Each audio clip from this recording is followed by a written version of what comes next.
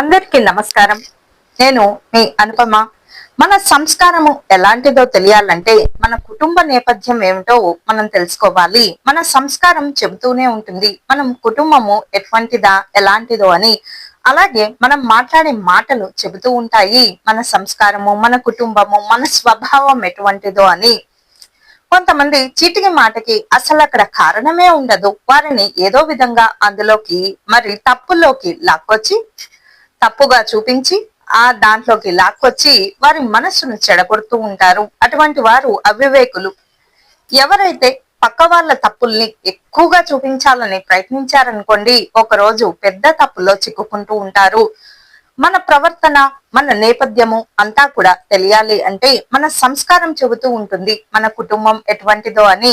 అలాగే మనం మాట్లాడే మాటలు చెబుతూ ఉంటాయి మన స్వభావం ఏమిటా అని. మన స్వభావము మృదువైన స్వభావం అయితే ఎవరిని బాధ పెట్టాం కదా, కఠినమైన స్వభావం అయితే మంచిగా మాట్లాడిన పెడార్థాలు తీస్తూ ఉంటారు.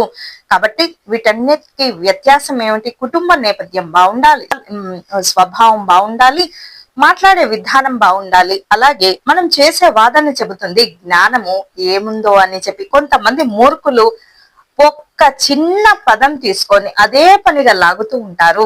ఇట్టే అర్థమవుతుంది ఎంత మూర్ఖులా వీళ్ళు అని చెప్పి. మూర్ఖులు కాని వాళ్ళు, జ్ఞానులైన వాళ్ళు ఎప్పుడు కూడా వాదించరు, అదొక్కటే గుర్తు. అలాగే మనం చూసే చూపు చెబుతుంది ఉద్దేశం ఏమిటో.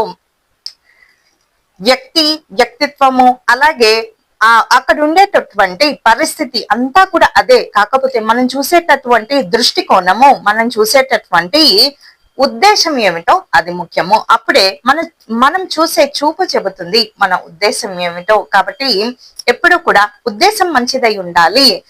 చెడుగా చూస్తే చెడుగా కనపడుతూ ఉంటుంది, మంచిగా చూస్తే పోనీలే అని మంచిగా సాత్విక స్వభావము, కాస్త దయాగుణం ఉంటే అన్ని కూడా మంచిగానే కనిపిస్తూ ఉంటాయి. కఠినంగా ఉండేటటువంటి మనస్తత్వం ఉందనుకోండి, అన్ని కూడా చెడుగానే కనిపిస్తూ ఉంటాయి. ఇక వారికి ప్రశాంతత ఉండదు, పక్క వారికి కూడా ప్రశాంతత ఉంచేటటువంటి అవకాశం ఉండదు. అటువంటి స్వభావం ఉంటే గనుక ఉద్దేశం మంచిదై ఉంటేనే అక్కడ మనం చూసేటటువంటి చూపు ఎలాంటిదో చెబుతూ ఉంటుంది. అలాగే మన విజయం చెబుతూ ఉంటుంది నేర్పిన విద్య ఎలాంటిదో అని. మన విద్య చాలా గొప్పది.